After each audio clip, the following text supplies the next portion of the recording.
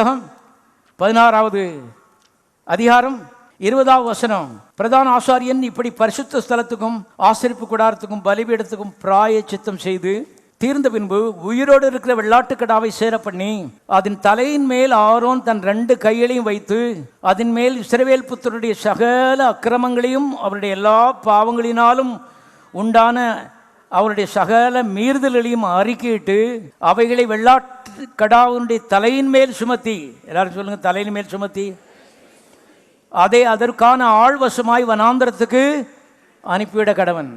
பழையற்பாட்டு காலத்தில் பட விளக்கமாக காமிச்சிருக்காரு பாருங்க கர்த்தர்.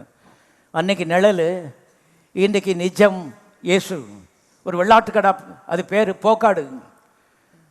பிரதான ஆசாரின் 30 லட்சம் இஸ்ரவேலுடைய அக்கிரமங்களையும் அக்கிரமத்தினுடைய பலாபலன், சாபம், ரோகம் எல்லாத்தையும் தலைமையில சுமத்தினான் போட்டிருக்கு.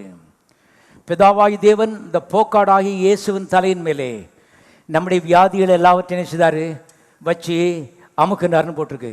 இயேசு